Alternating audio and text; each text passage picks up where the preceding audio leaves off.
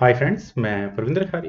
Friends, आज की ये हमारी गेम जिनकी वीडियो रिक्वेस्ट है उनकी आईडी है CR7 मिखाइल टाल। आई थिंक CR7 में कुछ गड़बड़ हो सकती है, लेकिन उनकी आईडी मिखाइल टाल। काफी दिनों पहले उन्होंने मुझसे इस गेम को ऊपर वीडियो बनाने के लिए कहा था। गेम है 1996 विकेंजी टूर्नामेंट, जो नीदरलैंड्स का काफी रेप्यूटेड टूर्नामेंट है। यहाँ थर्ड राउंड में वेसेली इवांचू का मुकाबला एलेक्सी शिरोव से हुआ था। फ्रेंड्स, अक्सर वो गेम बड़ी ही एक्साइटिंग होती है जहां क्वीन सेक्रीफाइस होता है, लेकिन उस क्वीन सेक्रीफाइस की एक्सप्लेनेशन अगर डायरेक्टली हमें कोई इमीडिएट फायदा मिलता है तो समझ में आ जाती है, लेकिन अगर लॉन्ग टर्म में कोई फायदा मिलता है तो समझना थोड़ा मुश्किल है। ये गेम कुछ इसी तरह की है। गेम की शुरुआत वेसिली इवांचुक ने की थी यहाँ D4 के साथ। तो एलेक्सी शिरोव ने यहाँ D5 किया, C4, then C6, semi स्लावडेव variation की तरफ ये गेम क्वींस गैम्बिट के।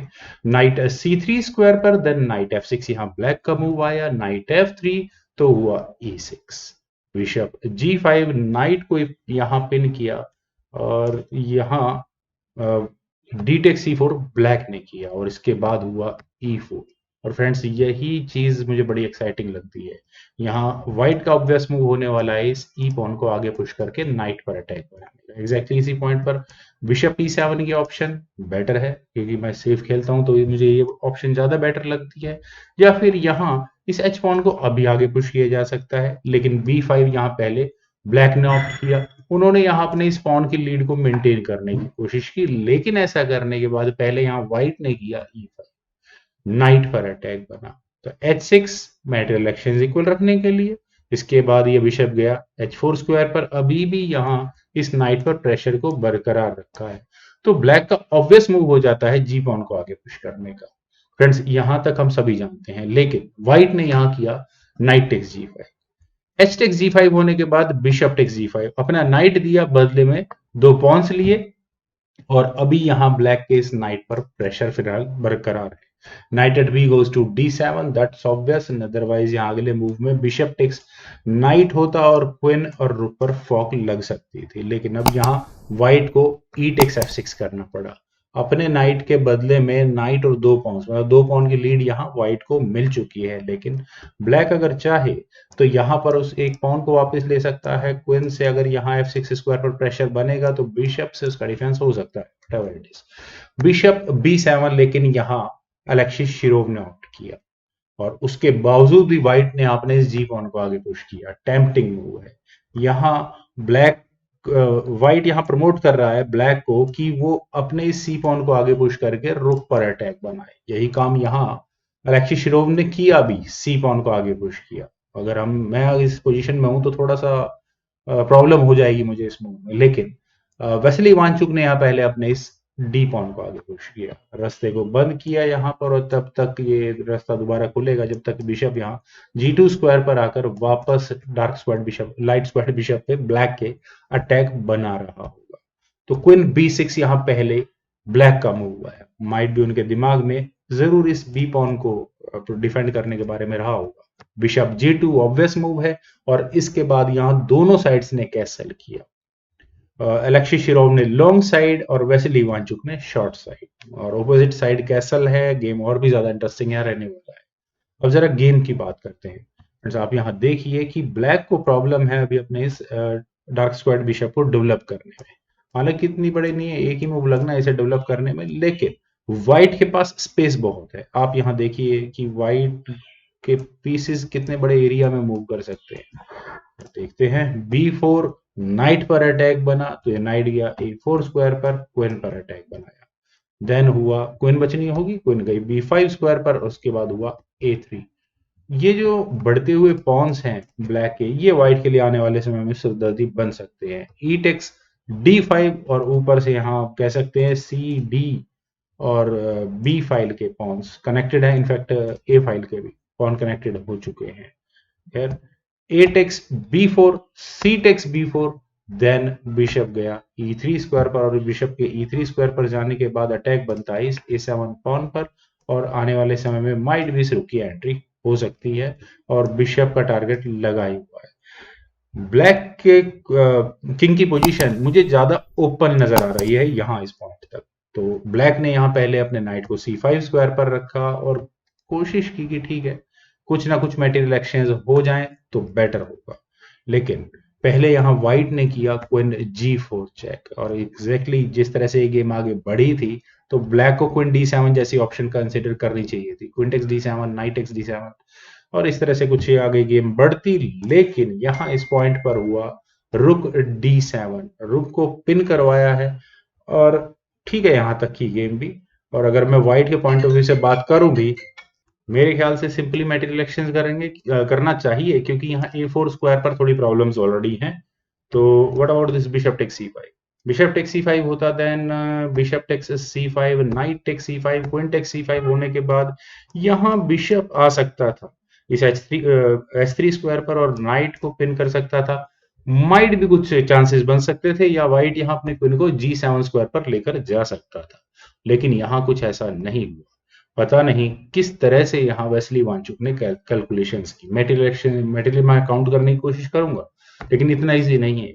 उन्होंने यहाँ अपनी क्वीन को G7 स्क्वायर पर रखा और उन्होंने यहाँ इस रुक को लेने की थ्रेट दी। ब्लैक यहाँ इस रुक को कहीं बचेगा तो बिशप उसके हाथ से निकल जाएगा। प्रॉब्लम्स बहुत ज्यादा आए अभी यहाँ इस गेम।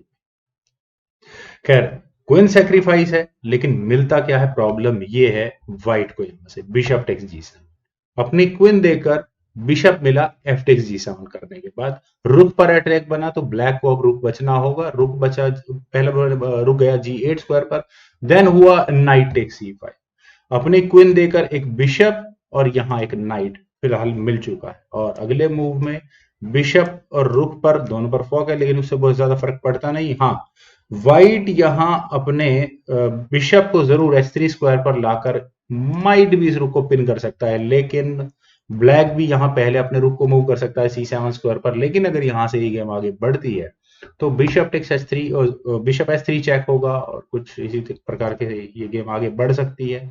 लेकिन फ्रेंड्स यहाँ इस पॉइंट पर एग्जैक्टली हुआ था D4, और यहाँ एलेक्सी शिरोव ने पहले बिशप पर अटैक बनाया, कह सकते हैं कि इस नाइट की डिफेंडिंग लाइन को क्लोज किया है। लेकिन bishop takes D7 B7 check, ये प्रॉब्लम यहाँ इस गेम में आ गई। एक बिशप भी यहाँ व्हाइट को एक्स्ट्रा मिल चुका है। रुक टेक्स B7 करने के बाद हुआ नाइट टेक्स B7, और अब यहाँ शायद इस पॉइंट पर मिसकैलकुलेशन हुई थी, क्योंकि अब ब्लैक करेगा तो करेगा क्या, किंग टेक्स B7, उसके बाद होगा बिशप टेक्स D4, एक पॉन और मिलेगा। और अब कैलकुलेशन जरा देखते हैं, क्वीन के सामने हम मान लेते हैं 2 रुक है, बिशप के सामने यहाँ 1 रुक है। पॉन्स की बात करते हैं तो 5 पॉन, चलिए 5 पॉन हो जाते हैं, बिशप का डिफेंस भी रहेगा, और 4 पॉन्स यहाँ ब्लैक के पास हो गए। तो काफी अच्छी गेम रहेगी, और पोजिशनली मैं मानता हूं कि यहाँ पर व्हाइट बेटर होगा। चलिए यहाँ दूसरी ऑप्शन है, किंग टेक्स B7 की ऑप्शन कर दी थी क्या, क्वीन टेक्स B7 की, और अगर यहां से गेम आगे बढ़ती है तो बिशप टेक्स D4 वैसे ही होगा। फिर उसके बाद यहाँ ब्लैक को A4 करना पड़ेगा, नहीं तो अदरवाइज अगले मूव में यहाँ रुक बहुत डेंजरस स्क्वायर पर आने वाला है।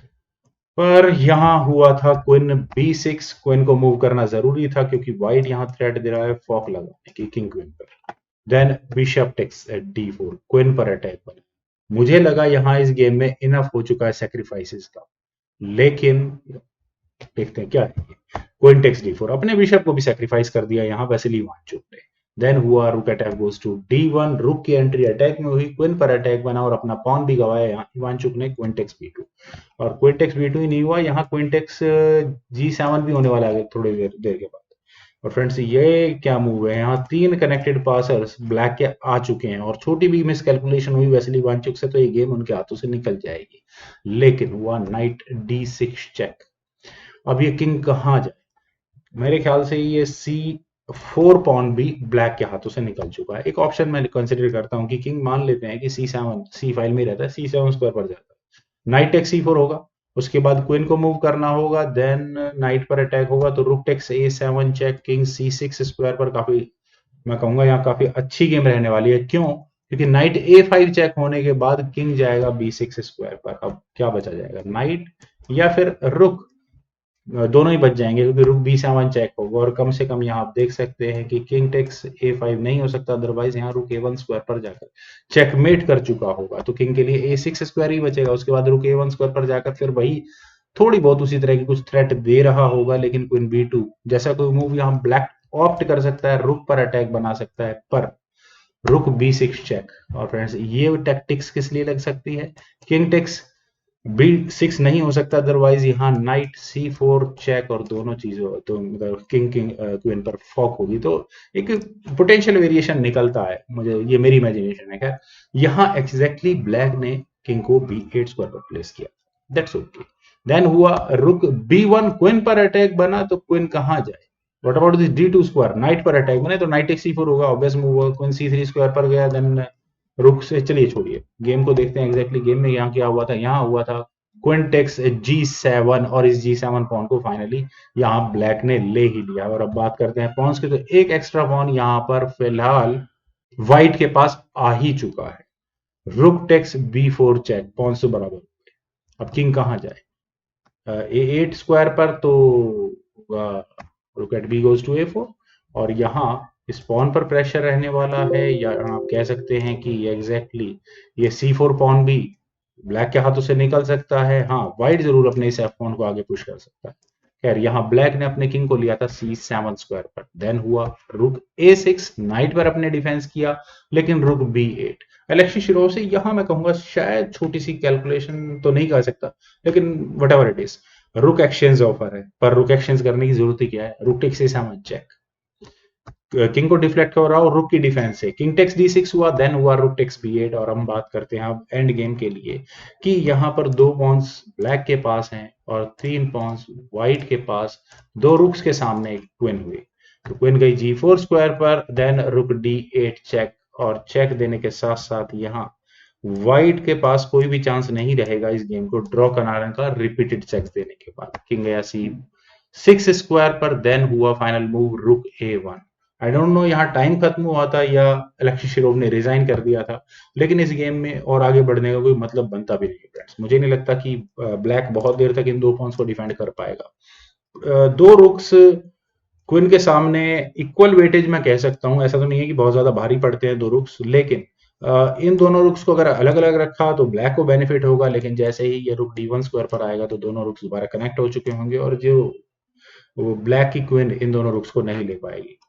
तो फ्रेंड्स मिखाइल टाल जी के द्वारा बताई हुई गेम जो आपको जरूर पसंद आई होगी, तो आप लोग इस वीडियो को लाइक करें, शेयर करें, और मेरे यूट्यूब चैनल चेस गुरु को प्लीज सब्सक्राइब जरूर करें। आपके कमेंट्स का मुझे बेहद इंतजार रहेगा। Thank you for watching and bye for now.